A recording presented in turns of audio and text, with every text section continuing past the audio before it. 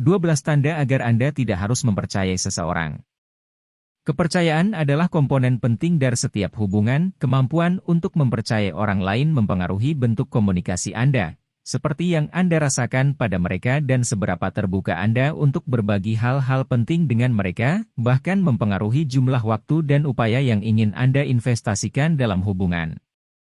Sayangnya tidak semua dapat dipercaya, banyak orang polos di luar sana. Ini kabar buruk, dan jika Anda tidak ingin mendapatkan sakit hati, Anda harus bisa melihat mereka sebelum terlambat, dan sementara beberapa situasi lebih jelas seperti curang atau melanggar janji orang tidak selalu sangat mudah. Apakah Anda melihatnya di orang asing, teman, kolega, atau pasangan romantis?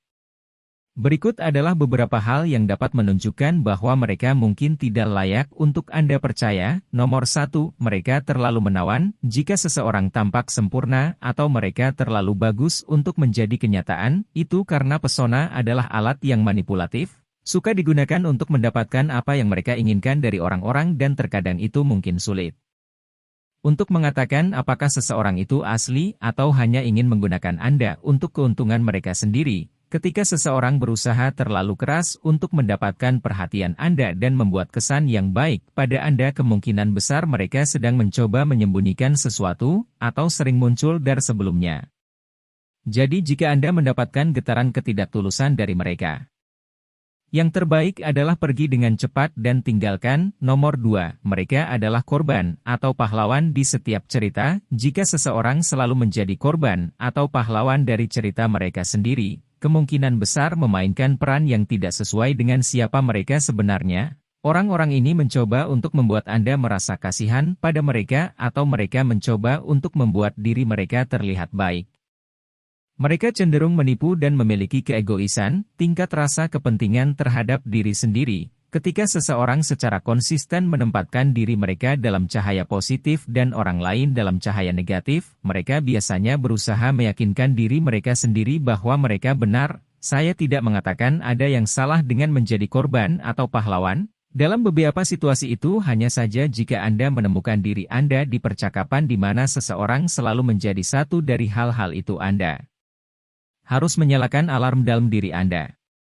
Nomor 3, mereka cepat menilai tapi lambat untuk memuji. Jelas kita semua menilai orang, untuk beberapa sejauh mana sifat manusia untuk mencari pola, dan kemudian mengkategorikannya, namun mereka yang cepat menilai dan lambat memuji cenderung memiliki pandangan negatif tentang kehidupan secara umum dan tidak terlalu berempati atau welas kasih. Yang berarti bahwa mereka tidak akan menjadi pendengar yang baik, atau pandai memahami pandangan orang lain. Pola pikir ini bisa menjadi toksik dalam hubungan apapun karena itu menyulitkan orang tersebut untuk menerima keberhasilan dan kegagalan Anda sebagai bagian dari pengalaman bersama, yang selalu mereka miliki. Cari kesalahan Anda daripada melihat apa yang telah Anda lakukan dengan baik.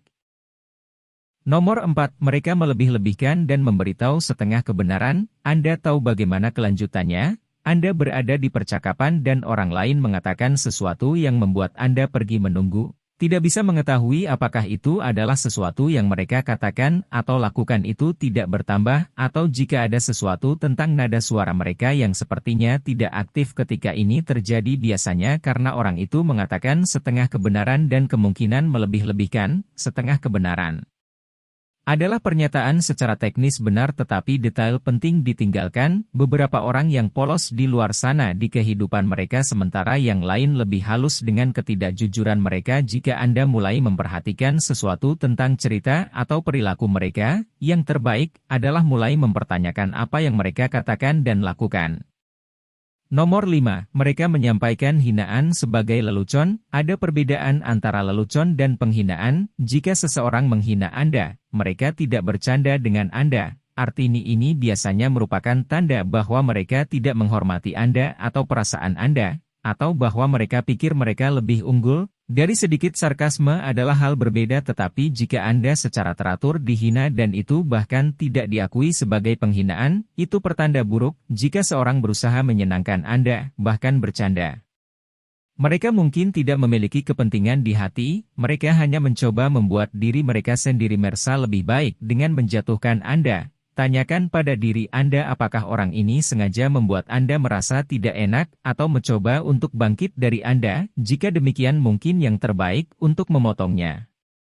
Nomor 6, mereka tidak bisa menerima bahwa orang lain punya pendapat. Jika Anda menemukan diri Anda dalam suatu situasi di mana seseorang mencoba membuktikan bahwa pendapat mereka adalah satu-satunya yang penting atau mereka memberitahu Anda apa yang harus dipikirkan, itu merupakan alarm. Tidak ada salahnya memiliki pendapat yang kuat, tetapi Anda harus merasa nyaman berbagi pemikiran dan ide Anda sendiri tanpa khawatir dihakimi atau dikritik. Untuk mereka, jika seseorang secara konsisten merusak Anda atau menuntut Anda turun, mereka mungkin tidak boleh dipercaya. Orang-orang seperti ini berpikir bahwa pendapat mereka adalah fakta dan mereka mengabaikan segala sesuatu yang lain. Mereka biasanya licik dan ingin semua orang melakukan dan setuju dengan mereka dan berpikir seperti mereka.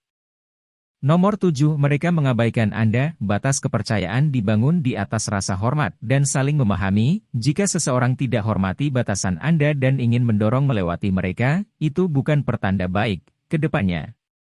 Anda adalah satu-satunya orang siap yang seharusnya dapat menetapkan batas apa yang Anda rasa nyaman tentang ruang pribadi Anda dan hubungan dengan orang lain. Jika seseorang mendorong Anda untuk melakukan hal-hal yang tidak nyaman untuk Anda lakukan atau membuat Anda merasa tidak enak untuk mengatakan tidak, itu berarti mereka tidak peduli tentang Anda, dan itu bukan situasi sehat untuk siapa saja yang terlibat.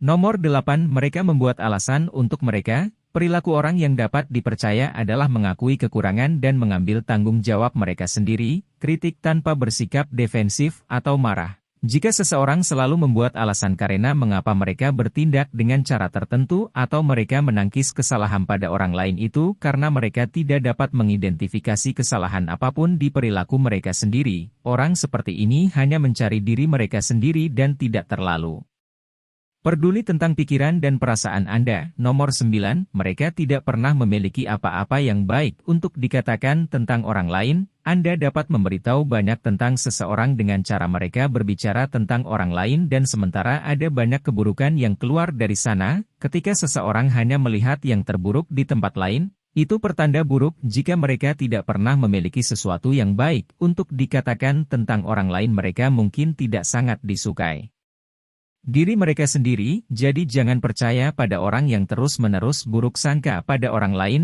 yang bisa Anda yakini bahwa mereka tidak mengatakan sesuatu yang baik tentang Anda juga.